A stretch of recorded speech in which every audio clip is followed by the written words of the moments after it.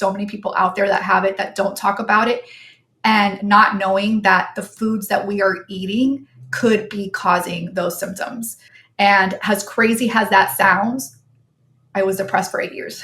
I was like, how is this possible? I'm eating healthy, right? I knew that this was the only way to figure out what is going on and if it's going to help. Hello, everyone. Welcome to another episode of the Dr. Fernando Morales podcast. Today we have Christine Carrera with us. She's going to talk to us about her journey in the carnivore diet, tell us a bit about her journey in discovering Nostr, and how that eventually led to also discovering a bit about Bitcoin. But the main focus right now will be her carnivore journey. She has a quite interesting story and a YouTube channel, which we'll later link in the description below so you can follow and see exactly what her journey has been like. She's been documenting pretty much every day or like once a week.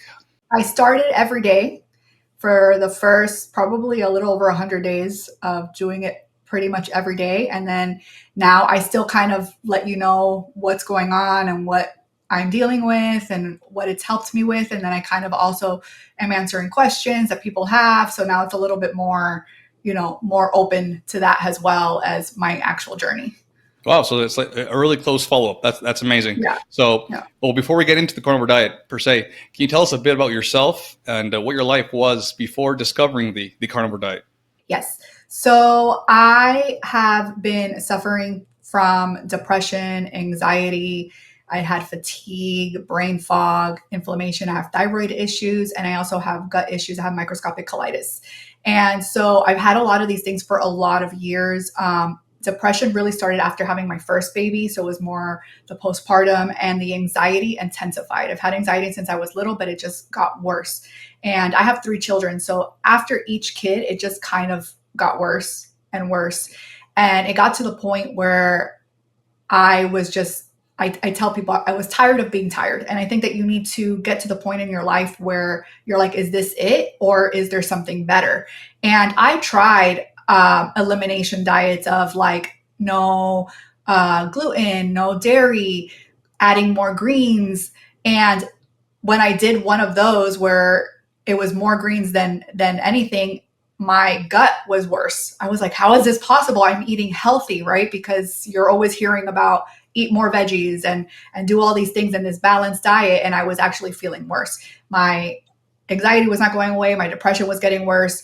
And so I came across the carnivore diet a few years back because my husband watches the Joe Rogan show, and we saw Dr. Sean Baker on there. And my first reaction was what probably most people's reaction is. And this is a crazy diet.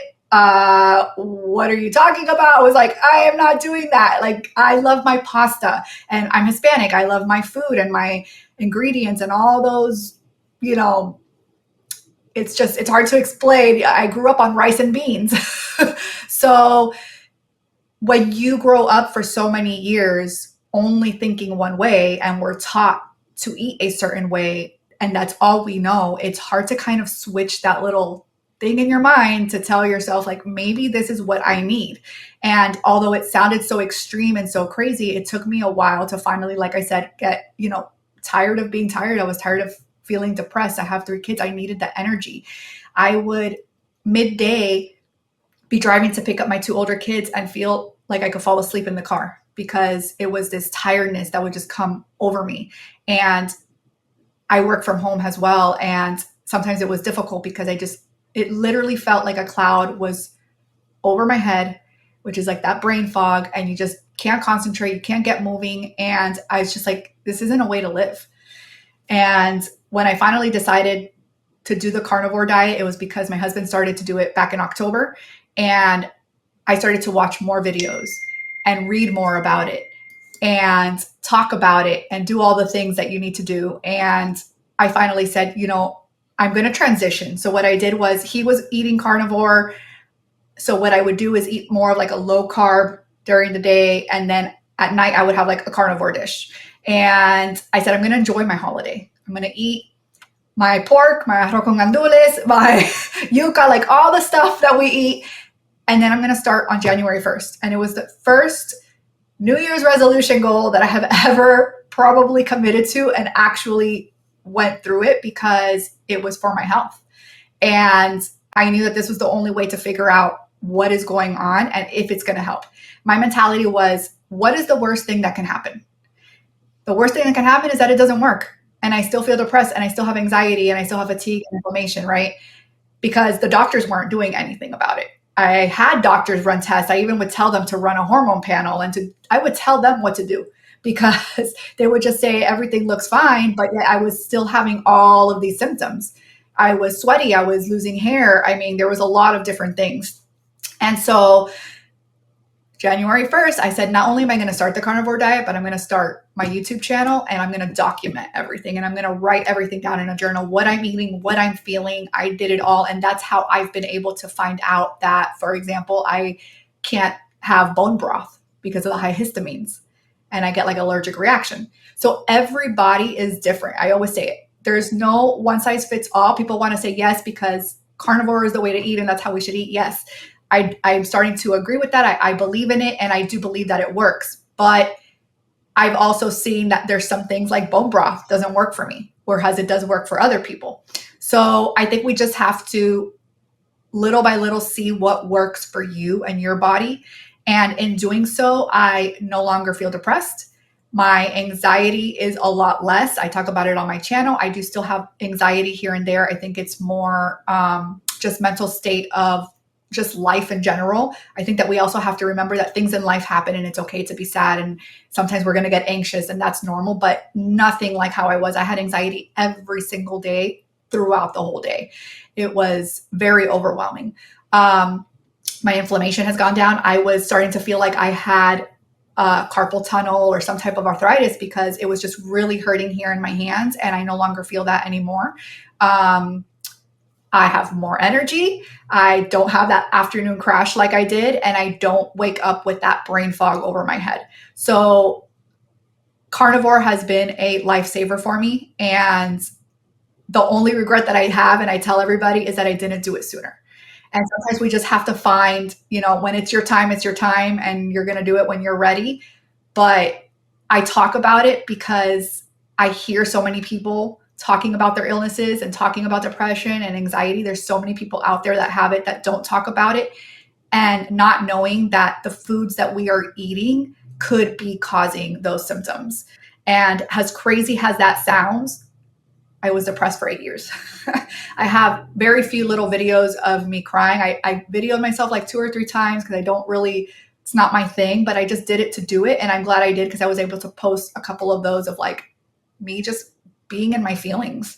And it was nothing that happened. It was literally just this overwhelming sadness that just occurs. And people don't realize that with depression, it's not what you do or something that happens in your day. It could just become something all of a sudden, all these feelings, all the anxiety, in just a second. And it's not like, oh, just change your mind frame and get out of it. That's not how it works. And so I like to share the story. I like to talk about it, my personal journey, because I'm not a doctor or anything, but in hopes that if you can see that it's helped me, that maybe it will help you. Yeah, it's amazing how much something as changing your diet can, how much it can solve. And a lot of people take it for granted since it's something we do every day. Everyone eats every day, and it just becomes, well, as you mentioned earlier, it becomes like one's identity. Like what you eat is who you are. Like if you're a Latino, you have to have your beans, your tortillas, and all these type of things. And if you can't have it, you have like this strange crisis moment. And just imagining eating differently, basically a carnivore diet, it just sounds like something way too dramatic. Now you were depressed for like at least 8 years, and that's a long time. And I'm just really glad you managed to try this out. You had enough curiosity. But it seems like a lot of people who enter the carnivore diet, they do it out of desperation. So unfortunately that's how a lot of people discover it. But I'm glad you looked for it that way, and you tried out the ultimate elimination diet. Like it's the best way. Right. People can be allergic to like pork and chicken, but red meat in particular, it's very, very hard. At least I personally haven't found anyone who's allergic to red meat. I mean, yeah, you can get bitten by this Lone Star tick. And the alpha-gal syndrome, where you become allergic to mammal meat, but that's like a very rare thing. Like to be actually allergic to red meat, never heard of a case per se. And Right. So once you began the carnivore diet, what were the first symptoms to resolve themselves, and in what time frame, more or less? So I took way longer than what you hear on social media. I see it all the time. Oh, in 2 weeks, my anxiety was completely gone and my depression was gone. And it did not take 2 weeks. I quit almost every single day on the carnivore diet from day one because it was hard for me. It was hard to even eat a lot of red meat where I would be making like a steak for my husband and I was like, I'm gonna have chicken because I can't even smell the steak. Like it took me a while. Now I almost eat red meat almost every single day. It's pretty much most of what I eat, but it took me at least those first 30 days. So when I started my journey, I said, I'm going to do 30 days. Like give yourself small goals, because a lot of times that people quit is because you give these exaggerated goals that are unrealistic and you think that it's going to change overnight and then you quit. Working out, you give yourself, oh, I'm going to work out this year, and you do 2 weeks and you don't lose weight and you quit. Things don't happen overnight. And I just kept reminding myself that. I said it took 41 years to feed myself badly, because that's what we knew. It's what our parents learned. It's what they gave us. My parents worked. I ate a lot of TV dinners, Chef Boyardee. I mean, all the things that my kids have never eaten. And I look back and I know that they did their best, but all of those foods is probably what harms me along the way. And it took me, I said, I'm going to do 30 days. So I pushed myself. I literally had to talk to myself. I talked to my podcast, whoever was listening, like, I'm about to quit, but I'm going to keep going, because I had probably what they call the keto flu. I felt achy. I was still a lot of anxiety. I was still feeling sad. I'm like, this isn't working. People are saying that in like a week or two, they feel absolutely amazing. They have all this energy and they wake up out of bed, with all this energy. And I'm like, I wake up out of bed wanting to go back to sleep. I have 3 kids. So is it because I have 3 kids, or is it because it's just not working for me?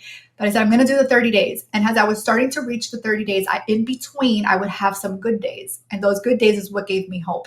And then I would retract and I would be like, okay, maybe it's not working. And back and forth until I pretty much reached those 30 days. I said at 30 days, I said, I'm going to do 60.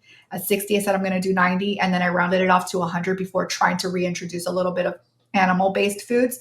But I really started to feel better getting closer to the 30 days. I was having less anxiety. I wasn't feeling depressed. I was having less inflammation. I was starting to feel a little bit more energy. That took a little bit of learning my body as well. I was realizing that I wasn't getting enough electrolytes. So I did use a little bit of a supplement in the beginning. I don't even have to use it now.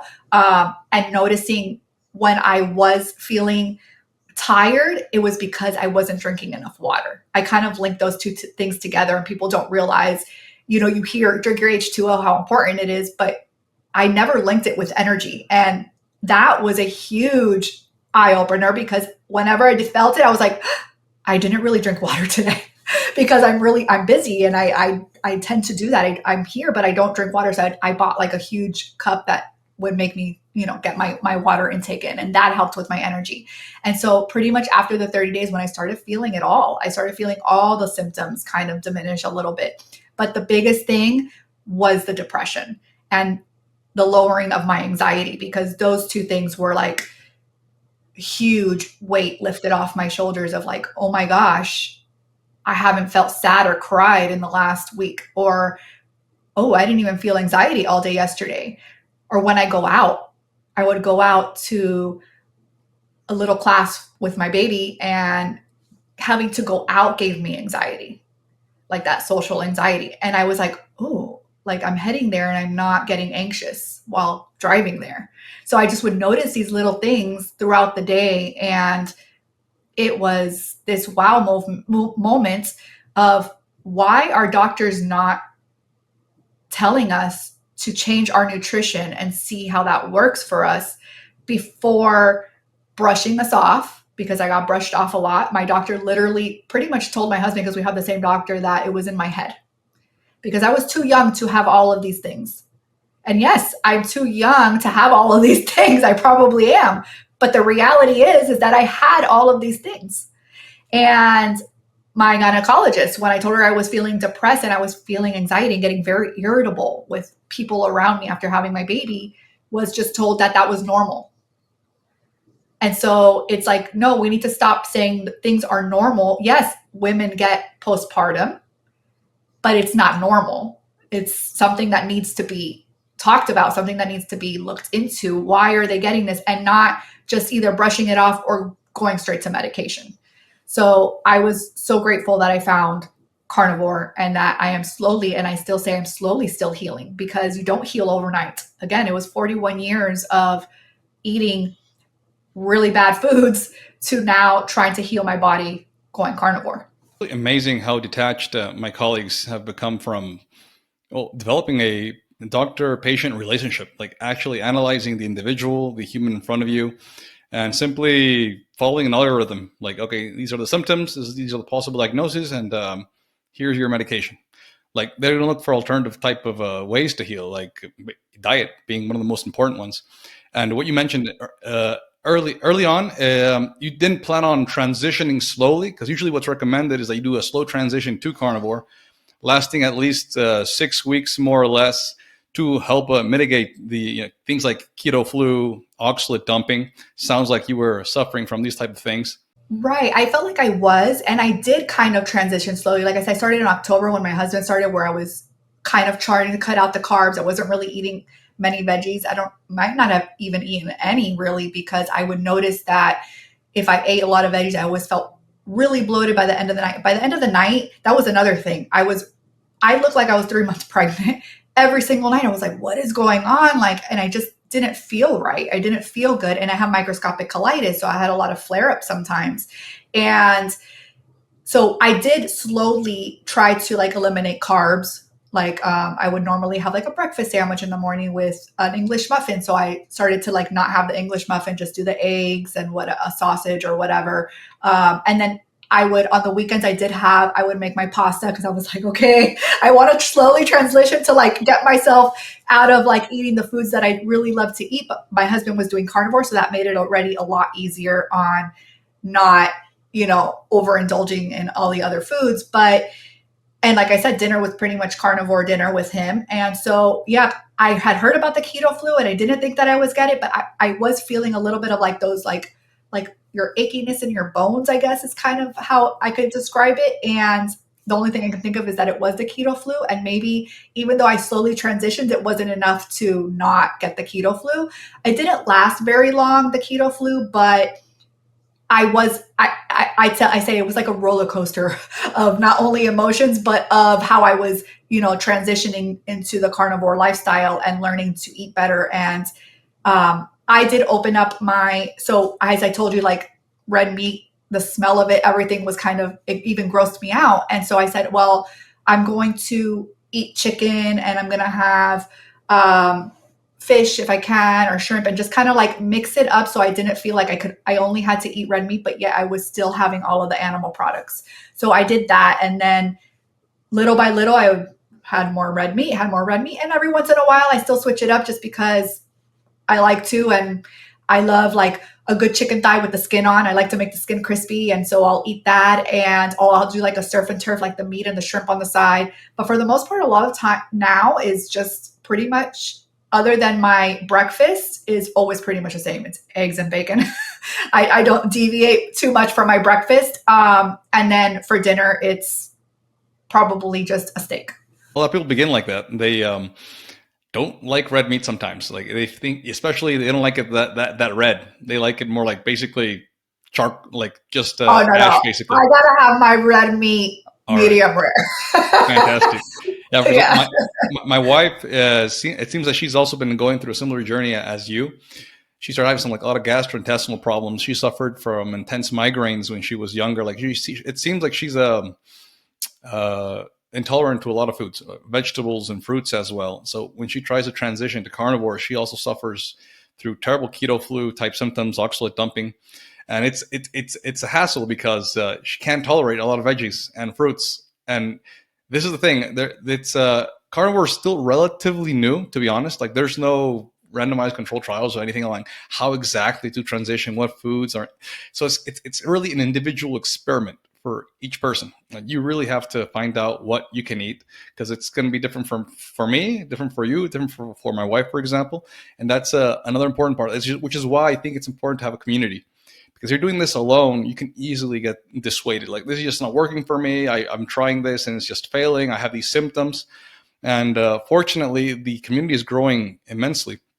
And one of my objectives is actually to increase create communities in the Spanish-speaking world, because there really aren't many people here who speak, in the Spanish-speaking world who follow the carnivore diet, who have communities.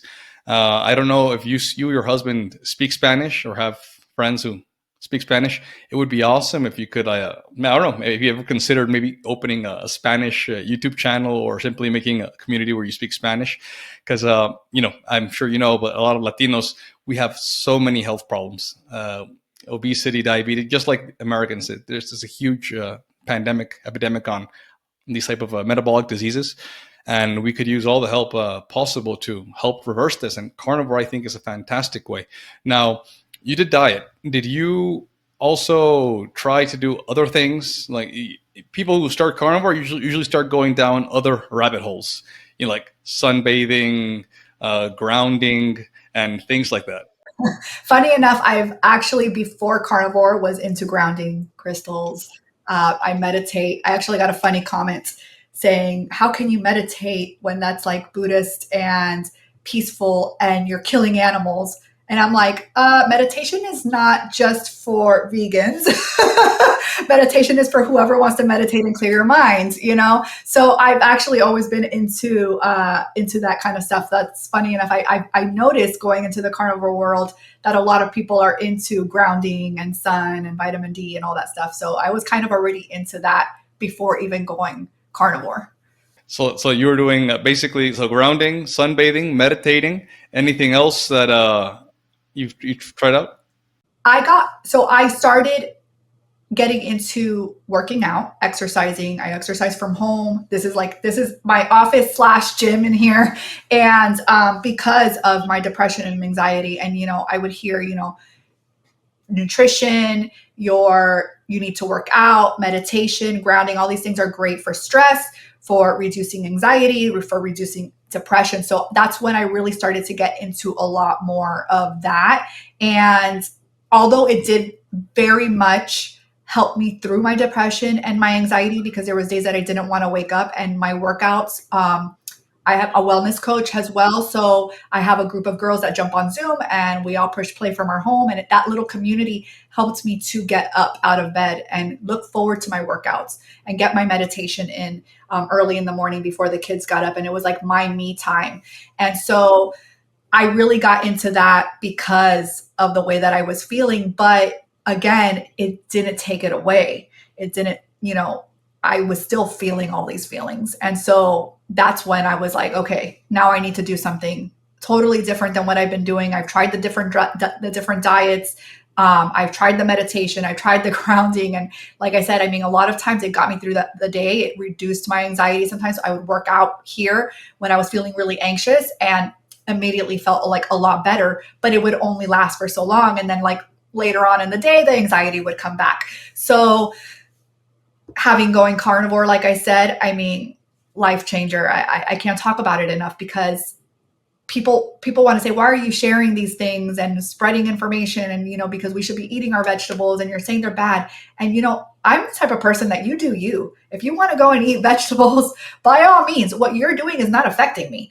And what I'm doing shouldn't be affecting you. So if I want to go ahead and eat all the red meat that I want to eat, and I know that it's healing me, then I'm going to do that. Because until you live with depression or anxiety, or maybe you have diabetes, or you have another illness that is even worse, and this is helping cure you and get you off medication, then there is something to be said. Like you said, there's not enough trials, and we need to start doing them, because we really need to see, why is this helping so many people? People want to, talk badly about it, instead of changing your mindset as to why are so many people saying it's helping.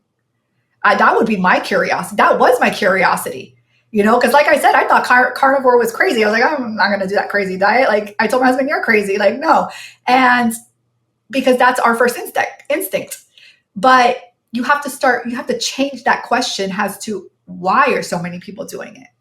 And then I started to look into whys, and I started to see people saying what it was curing and how it was helping them. And I'm like, there's something to this. If there's so many people saying that it's working for them, then there's something there. And we need to start learning. And I was already kind of reading ingredients and always tried to eat as healthy as possible from when I was having kids. Like I would make them their own purees and stuff like that here at home. But now going carnivore, it's like I read all the ingredients. And it could be overwhelming. It is overwhelming. It's frustrating because there is not one snack as healthy as it is without sugar that doesn't have a seed oil in it. Or, so it is frustrating. And I definitely understand not everybody has time to make food and snacks for their kids at home. People work full time. So I just say, do your best. Do your best with your kids, do the best with you, what you can do. And that's what I'm doing. I'm doing the best that I can. And transitioning to carnivore was something that was talked about for a long time. Like I said, my husband he even told me, do keto. I've heard people, their anxiety getting better off keto. And I didn't want to do that either. And because I talked about it, like balanced diet, like you can still, and yes, you can lose weight on a balanced diet, right? But it's not the weight that people should be 100% concerned about. It's your overall health and the way that you're feeling. It looks like carnivore was the missing piece of the puzzle, and you're doing basically everything right. You're active, you were doing, you're young as well, so like you should have been healthy by all standards. Because right. It's obviously not just diet. Like diet, it has to be combined with exercise, sleeping well, a lot of other things. But I always say that diet is the most important component because it's typical. People argue that grounding or sunbathing is more important and all these things. Yeah. I still think diet is the pillar, like the foundation. Of course, it's very important to these other things as well. So in your particular case, it seems diet was the most important and decisive factor for bettering your health, correct? Right. Yeah. Okay. So I was doing all the things, like you said.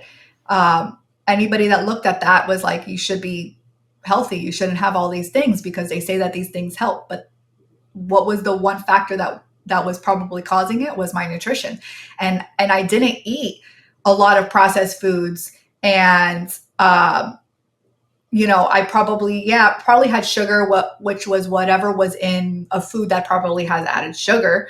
But I wasn't going out of my way. I've never been a really big sweets person, so I wasn't eating all the sweets. I don't eat candy. I was relatively eating healthy, right? Like of what you would think healthy is: your protein, your veggies, your fats, your healthy fats, and yet I was still feeling depressed and I was still having anxiety and I had fatigue and all these things. And it, like I said, I'll repeat it. It wasn't until carnivore that these things started to go away and diminish. And I'm still working on my health every single day. I think it's something that you never have to stop working on because it's not just about nutrition, like you said. It's about moving your body, getting exercise. That's important for your muscles and for your bones as we get older. Grounding, vitamin D, the sun, get outside. I notice that when I've been inside too long because it's been raining or whatever, I've been busy working and the kids, and we've just been inside for like a day or two straight. I'm like, oh my gosh, I need to step outside. I haven't stepped out and I can feel it. I feel like that anxiousness and that like overwhelming of like, I need to get outside, and people don't realize that you need to get outside. And so I think it's an overall thing. You need to do all the things, but yes, nutrition is definitely the base of getting healthy and feeling good. Did you also try out like the blue filtering glasses and all these type of things? I have not, but I have followed a couple people who talked about it and kind of just like dabbling and learning about it. And I'm like, maybe there is something to that because we are on our screens a lot, right? Whether it's the TV or our phone. I do social media management as well. So I am on the computer working on client stuff or on the phone getting in. So my sleep has never been that great. And I'm like, maybe, you know, that does have something to do with it, but I have not gotten like the glasses or anything.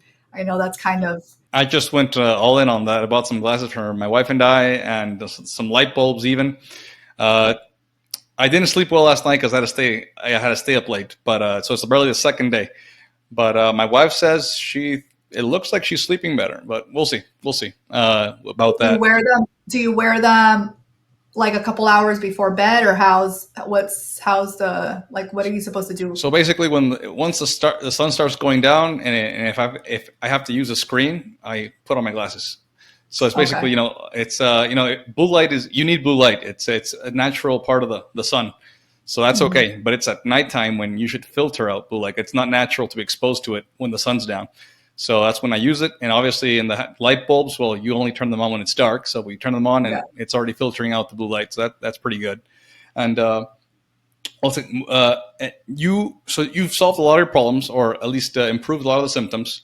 Nonetheless, you still suffer through some of these conditions, I believe. Which ones are they? And have you considered trying the lion diet, which is just basically pure meat, salt, and water? Yeah, so I still have a little bit of anxiety here and there. Usually, I do realize that when I do feel anxious or irritable, it's due to something happening. So it's not like the other part of my anxiety where it just would pop out of anywhere and I would get like really anxious. It's like I know that it's also a mental thing of learning how to deal with things that are happening in life. Um, I still do have some inflammation where I have a bulging disc in my neck and in my low back. And that kind of went out a few months ago. And I've gone to the chiropractor, which helps, but it's still not 100%. And I don't know if it's still things that maybe I am eating or if it's just I have a bulging disc in my neck and and that's just going to be how it is. So it's a little hard to really know. But I have actually the other day in my most recent podcast, I actually talked about possibly doing like a reset of 30 days of just red meat, eggs, and salt because I think I still need to have my eggs. I don't know that I can do like steak for breakfast and steak for dinner.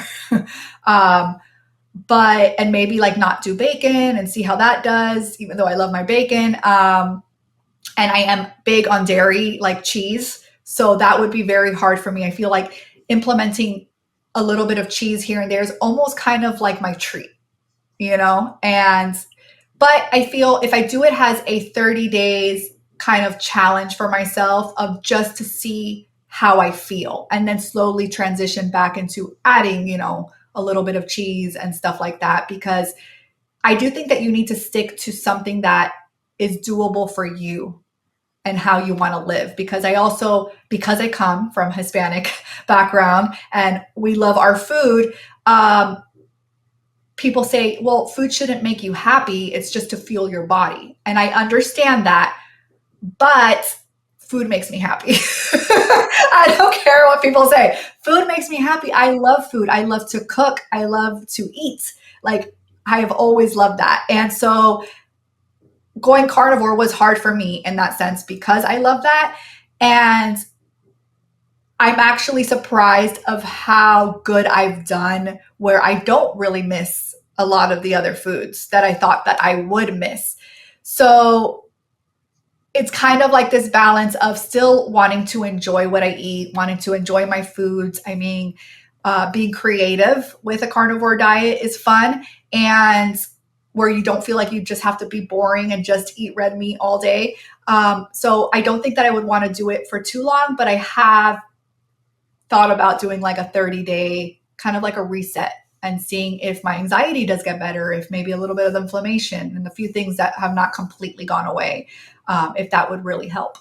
I think I would say you should try it. Like it's I've heard many times that doing that little jump from like 95% carnivore to 100% carnivore, it's not just a 5% improvement. It can be a 50, even 100% improvement. Like sometimes just those little tiny tweaks in the diet can make a Yeah.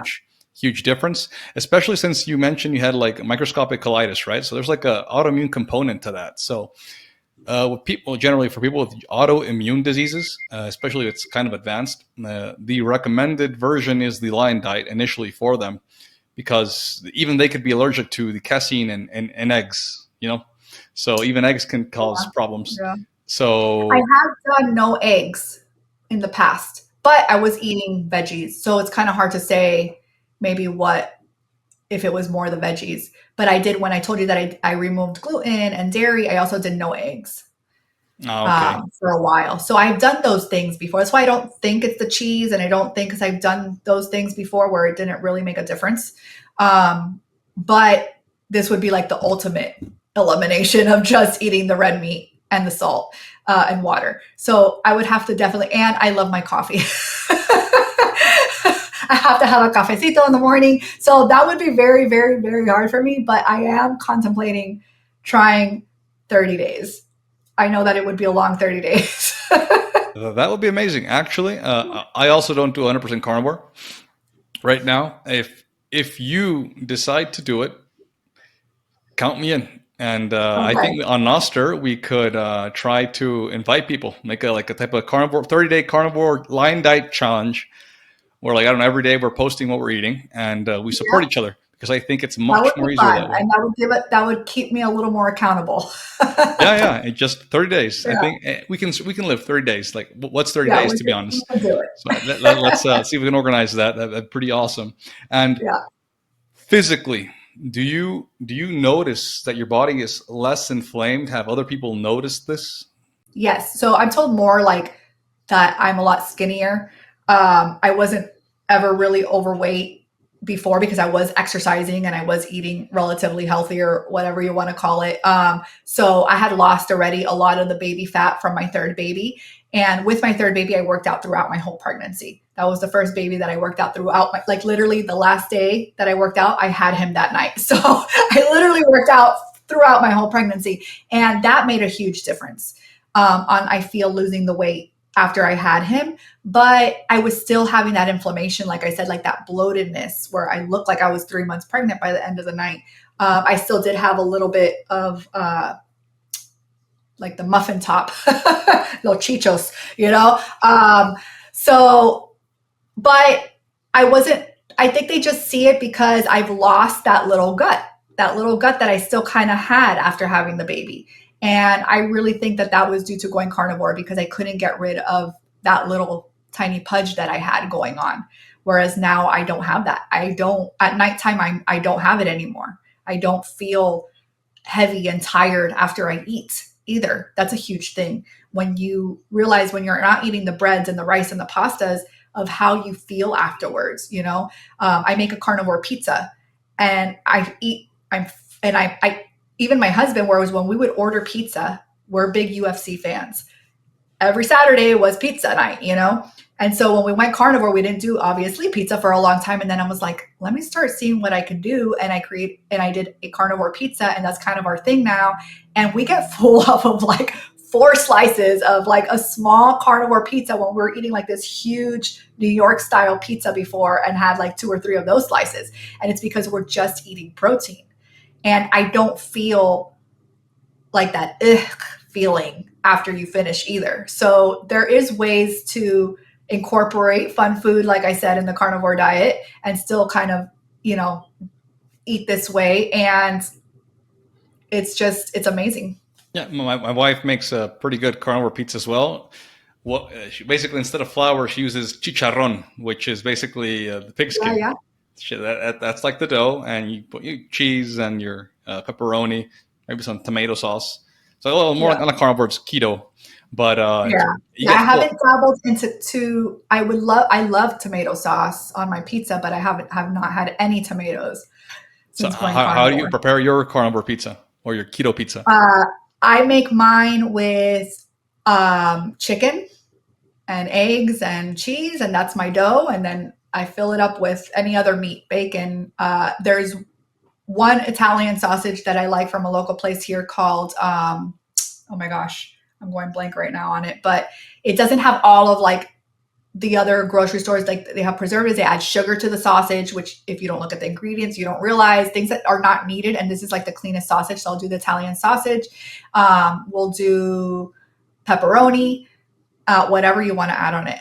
And I use like the real mozzarella cheese. It's so good. Oof. Yeah. And then I put a little bit of cream cheese as like my sauce since we don't have uh, red sauce on it. But we really don't really, even my husband's like, I don't really miss the red sauce. Like it's so good that you don't really miss it. So it's good. Exactly. Like keto carnivore can be very delicious, and there's so many Yeah. ways to prepare your meat that you can have organ meats as well. I know it's a lot of people say organ meat you shouldn't overeat it. I agree. You Yeah. shouldn't, like especially liver. You can Liver. suffer from hypervitaminosis and stuff like that. But in Mexico, for example, we love eating cow stomach to make menudo. We love Right. tripitas, which is basically a small intestine all cut up and to make little tacos. Obviously, you can eat Yeah. without the tortilla. You just eat the meat. So there's like a Yeah. lot of delicious dishes you can eat. It's not just red meat, which I agree should be the main part of your dish, but you can have a lot of different. You can have a lot of variety, basically. Uh, Exactly. have you also criticisms? Have you suffered any criticisms from family members, friends, coworkers? I've actually been really, so I work from home, so I don't have any coworkers. I'm my coworker. I'm my own coworker. But I've actually been very blessed with a very understanding family. So they know that I'm on it and they'll ask, like, oh, you're still doing carnivore? Okay, well, this is what we're making. And if they're making something that I can't have, I don't care. I'll bring my own meat. And I have. I've gone to my brother's house and brought 2 steaks for me and my husband, or I made burgers, and I put it in a Tupperware and I take it with me. Because I understand, like, you're not going to cook just because me and my husband are on carnivore. And when family comes here, we're making the meat. I tell everybody, bring whatever side dish you want. I don't have, the only thing that we probably still have is maybe rice and beans every once in a while that I'll make for the kids. And they don't eat that every day either. So I don't have any other sides besides that. And so it's pretty much like a family thing. And yeah, they've been good with it. I haven't had any issues with friends. I have actually had a few ask me, how's it going? Like, what is it about? Like, I had a friend today, I was talking to her because we worked out together, and then she was asking me to tell her a little bit about the car. So I gave her like some of the people that I listen to and kind of to start there and let me know if she has any questions, but more curiosity than anything. And some of them have even seen my YouTube, and I really haven't had any, unless they're thinking it, they have not said it out loud. That is so cool. Like to have this support, because usually people don't think people think you're crazy if you try to do Yeah. something like the carnivore diet. That is really cool that you have all this support. And what would you say are the main challenges when starting out carnivore and maintaining carnivore? Like things like costs, because another common critique is that's really expensive, or that sounds really expensive. Like what would Yeah. you recommend people who are starting out? So I just did an episode on that, on saying, people always saying that, because I hear that all the time. Carnivore is expensive. And I get it, because meat can be expensive.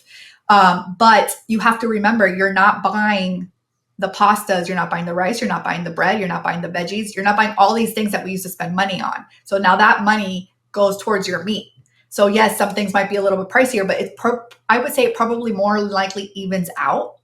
And then there's also other ways. You don't have to have a ribeye every night. We cannot all afford to. I would love to be able to eat ribeye every night, right? But there's other cuts of meat that you can have.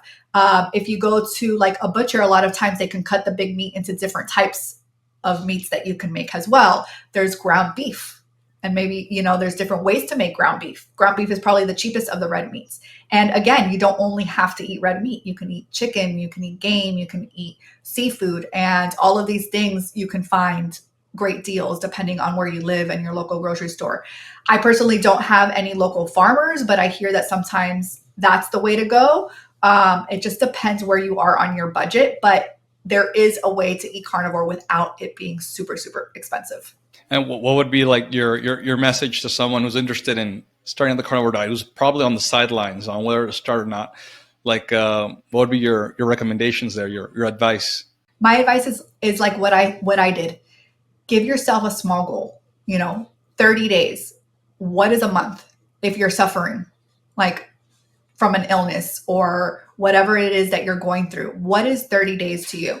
And set your time. I'm starting on Monday, and that's it. Get rid of all the shit in your house, all the crap. Get rid of it, because when it's there, it's when it's temptation, And some people, and I've seen it, And I will tell you, I don't think that I was a sugar addict, but having my kids' birthdays, I have two of them that are, all in the same month. And then we had the end of the year school years, and then we had vacation.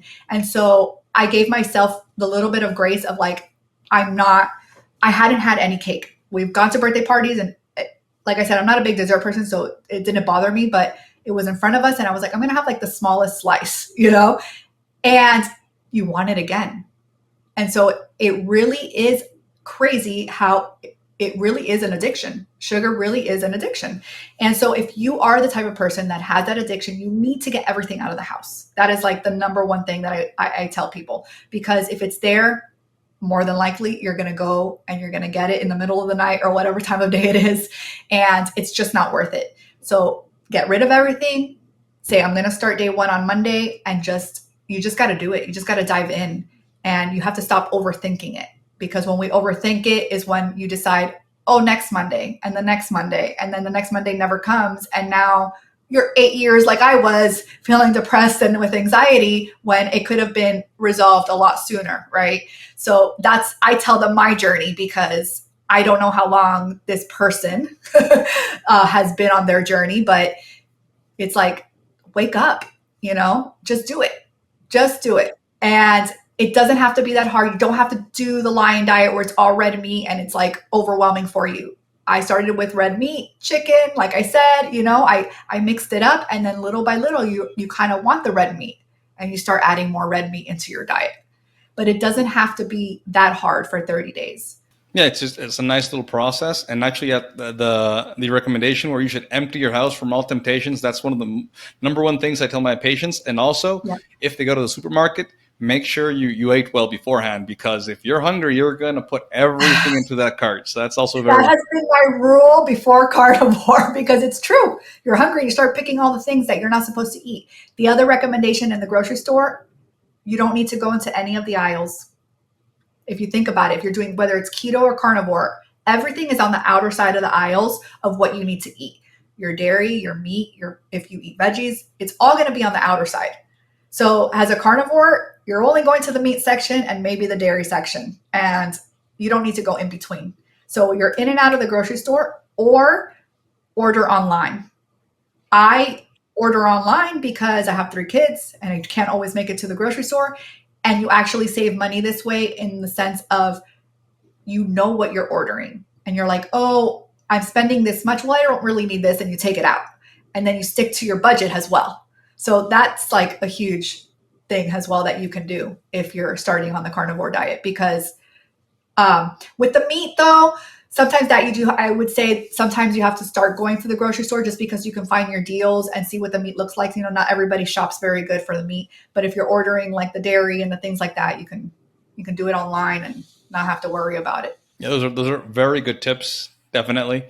So if anyone listening to this wants to try the carnivore diet, you should totally listen to these tips. Like they're essential. You don't play, I don't know, tough guy. Like, you will not fight temptations. Like, temptations will eventually get to you, unless you have this abnormal amount of sheer willpower, which very few people actually have.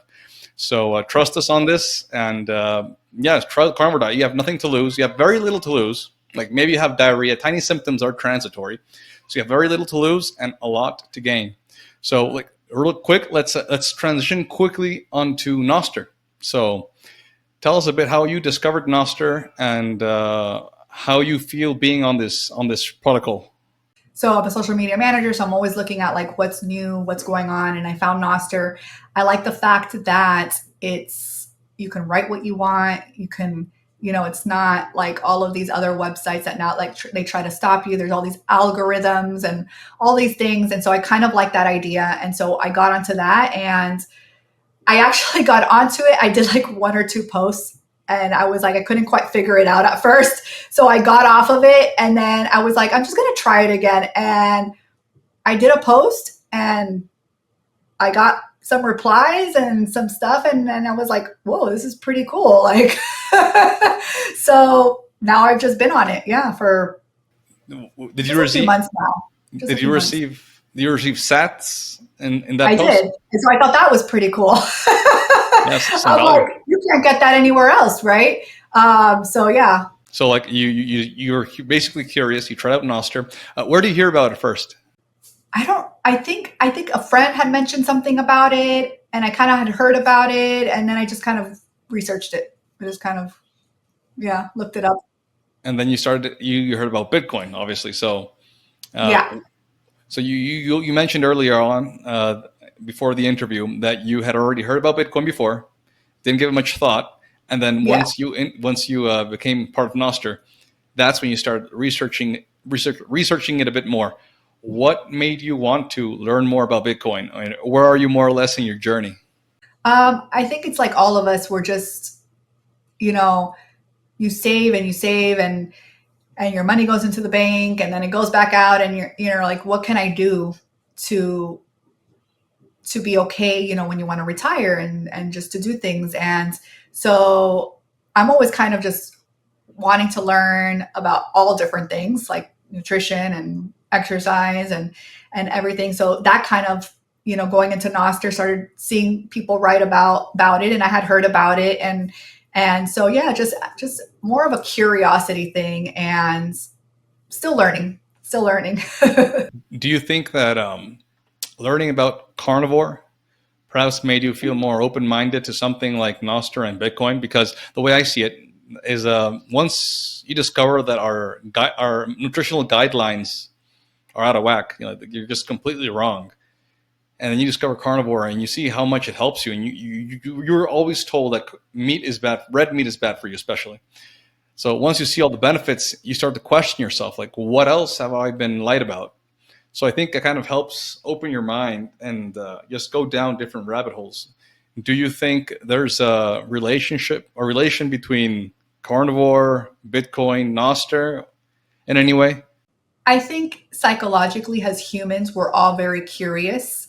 And I think that, like you said, when you have a certain mindset to finally discover carnivore and finally go carnivore, which I think is a very strong person, like mentally, to be like, I'm going to do this. It opens your eyes to being, like you said, like, what else can, you know, be different than what I've always thought, what we've always learned, what we learn in school, like even doctors, like you said, colleagues, you're taught whatever field you're going into, you're taught, this is the book, this is what you read, this is what you learn, and this is what you give this patient for X, Y, and Z. And we're not taught anything else. So I think we just need to start opening our minds and educating ourselves on all the different things that are out there, things that maybe you don't even agree with, but just listening to what the other side. I like to listen to both sides, play kind of like devil's advocate. Like I said, like, if you want to eat your veggies, eat your veggies. I'm not gonna sit here and rant to you how it might be bad for you. I might tell you what it did to me. I wrote the other day somebody wrote about broccoli and how gross it was, and I said broccoli was actually my favorite vegetable. Believe it or not, I said, but I learned that broccoli was doing me more harm. And then I got a reply saying, like, broccoli is not trying to kill you. I said, it might not be trying to kill you, but it's sure trying to kill me. Maybe not, really kill me, but it definitely wasn't doing me good. And so people just are so close-minded. And I always say you have to open your mind to things, because you don't know what you're going to learn. You don't know what might change your life for the better. And so I'm just open to always learning and so Carnivore, Nostr, coming in, learning about Bitcoin, and just learning. Yeah, like the saying goes, don't trust, verify. And you're right, like humans are naturally curious, but somewhere along the way, when we start growing up, they just knock the curiosity out of us. And also, as you mentioned, we become closed-minded, we become focused. Like, this is what they taught me, this is how life is. And anything outside of that paradigm is just unacceptable. So that's what I'm trying to. It's kind of psychology. I'm trying to learn Mm-hmm. a way to get to people, like just enough to get them curious. Because once you can ignite that spark of curiosity, usually they'll do the homework themselves. Because that's exactly the thing. You can talk about all the miracles of the carnivore diet and things like that, but in the end, it's the other person who it's their own will, their own incentives that will push them to the carnivore diet. You alone can't force someone to do it. Someone has to Exactly. There's come up like with that. there's the saying that you can take the horse to the water, but you can't make them drink. Exactly. And I've learned that even with my clients for the working out and stuff. Yeah, they get all excited and they join, and then they work out for a week and it didn't work. Well, no, you only did it for a week, but I can't force you to work out. You can't force you to exercise, and I can't force you to eat healthier. But all we can do is share that information, share what we learned, and share what you're on the journey like you are and your wife. What is it helping with her? What is it helping with you? What is it helping with me? And sharing that information, exactly what you said, it's all psychological. It's going to get the person to thinking, there's something with this. Let me look more into it, and then do their own research and figure it out for themselves. Which is also why I'm super happy you're out there on YouTube, in the front lines, showing people what carnivore can do for them, which is also why I would love to join you in your 30-day challenge of just pure meat, because I think that could help a lot of people. Like, wow, so like she was basically eating only meat and she just went pure carnivore. I'm not saying that it's totally going to make everything else better. Like maybe it won't, but 30 Well, days, I maybe it think will, right? maybe it will, and maybe it will, and it could help motivate other people. So have you thought about how long you want to do carnivore? Have you thought like, okay, I'm going to stop around here? Like, have you considered going back? I literally started saying 30, 60, 90, 100. And now I think yesterday, what did I say? On my podcast yesterday, I think it was 190 days. So 191 days today, carnivore. And I don't see myself stopping, honestly. I will say that I also will give myself grace and love myself and say it's okay to have a little small piece of cake if it's somebody's birthday. Probably not often, because I had it the other day and I'm like, oh, I'm good for like probably a really long time. We make our own carnivore ice cream, so I don't feel super deprived, but I just know what it's healed. And I actually, after the 100 days of carnivore, I reintroduced slowly to go more animal based, like I was telling you. And I did fruit probably for a little over 2 weeks, reintroducing for 3 days at a time and one at a time, so that I knew if something gave me a reaction, I would know what it was. And when I reached pineapple by almost 2 weeks, I had such bad inflammation in my hands that my husband was like massaging them because it just hurt so bad. And it was waking me up at 4 a.m. because of the pain. And I'm like, oh my gosh, I think it was the pineapple. But you always hear how sometimes like the fruit is a diuretic, right? Am I saying that right? Yeah. And so how is this causing inflammation? But there it was. So then I didn't know, well, is it eating fruit 2 weeks in a row, like 2 weeks straight, because even before I didn't eat that much fruit, or is it the pineapple? So I stopped it all and went back to carnivores. And I waited probably like another 2 weeks and I said, okay, I'm going to try pineapple again just to see if it was the pineapple. And I got like major anxiety the next day. It's always like the next day when something kind of triggers me. And I said, okay, it's the pineapple. I can't have pineapple. And so I've had mango because we have a mango tree, but I don't eat fruit every day. And I do notice a little bit of inflammation when I do. So for me, although it works for people that go animal based, for me, I find like it's not as much. As I do like fruit every once in a while, especially in the summertime, when we're out in the pool and have, a little bit of fruit, but it doesn't work for me. And so you have to see what works for you. That's what I think, like you said, doing this lion diet, maybe this challenge is going to see, is it that going to work for me? And you don't know until you try. Definitely. And yeah, like you'll see there's like different polls in the carnivore community. Like there's the lion diet type people, or even people eating raw steak, like raw meat. Oh, I did see that recently. Yeah, it's I haven't considered doing that yet, but I don't think I'll do it. But I'm curious, definitely. And there's Yeah, sorry. I saw that. I'm like, my husband's like, but we've had raw meat. We've had like that tartare. And I said, that is true, but I don't think I can eat like raw ground beef. Yeah, I don't think I'll do it. I'll do the lion diet any day of the of the week before that.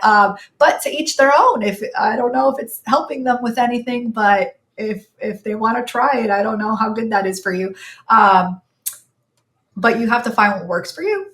Yeah, the argument there is that basically when you expose the meat to heat, it loses some of its nutrition. Like vitamins get broken down, protein also gets broken down. But actually, in a way, fire helps digest the meat easier. And you have not seen anyone eating meat for like decades. There's people following on carnivore diet for decades who've been cooking it all their lives. They don't do, yeah, sure. So maybe the nutritional value goes down, but it's never been seen to really affect us negatively in any way. And it's actually one theory as to why our brains suddenly exploded in growth around 1 million years ago, because it was a steady, our brain mass was growing steadily for the past few millions of years for their ancestors.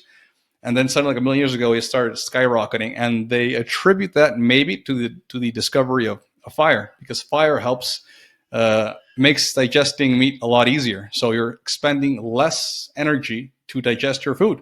Therefore, more energy is available for your brain. So that's just a theory. Yeah, So I read or I saw a video on something like that, and also how the brain was smaller and then how it grew or something like that. I forget the video that I saw, but I have heard about that, and that kind of makes sense. Yeah, I don't think I would eat raw meat. yeah, I I still. also, but to each their own. There's carnivores that like to eat the butter. Mhm. Have you seen a lot of those? Not my thing. Yeah, I I agree. tried it. I'm not gonna lie. I tried it. I was like, let's see what this butter thing's about. And I took a bite and I'm like, nope, not for me. And I love butter. But, to each their own. Exactly. Basically, that's the to sum it all up, to each their own. You have Yeah. to discover what works for you. But I do recommend at least once in your life that someone should try doing a carnivore diet, like pure meat, for just 30 days. Like that's Yeah. something that we should at least try once in our life. And because you never know what might happen. You might notice a huge difference. You might not notice much of a difference or any difference at all. But you have nothing to lose. And Yeah. We'll put that together and then yeah, we'll let basically, everybody know. yeah. So, Christine, where can people find you? So I'm on Nostr. I think it's just Kristen Carrera, right? I would have to look at my phone. And then on Instagram, I'm Kristen Nicole Carrera, because there's another Kristen Carrera out there, so don't mistake that person. Yeah, it's my full Kristen Nicole Carrera on Instagram. And yeah, just I still have Twitter, but I don't post on there as much as probably Nostr, because I'm not limited on my wording on Nostr, which I hate about X, as they call it now. So yeah, Instagram. And I also have, for recipes on Instagram, I have a girl's kitchen. So I put my recipes on Carnivore. I've had that account for a very long time, because I told you I love to cook, and I used to have a website with my recipes and everything. I don't have the website going on right now, but I decided to start my Instagram up again and focus on carnivore and animal-based kind of dishes. That is really cool. Actually, yes. When people start carnivore, they feel it's very limited, and having recipes available definitely helps get through those first 30, 60, 90 days. I'll add all these links to the description below, so people can follow you. And Christine Carrera, thank you very much for your time. This was a very fruitful conversation, and hopefully we can have a follow-up maybe after your 30-day challenge if you decide to do it. Yes, yes. No, let's do it. I gotta prepare my mental state for it, but but we'll get it together. We'll let people know on Nostr, like you said, and then yes, we should do a follow up together. All right, it's done. Well, take care. Thank you. All right, you too. Bye bye.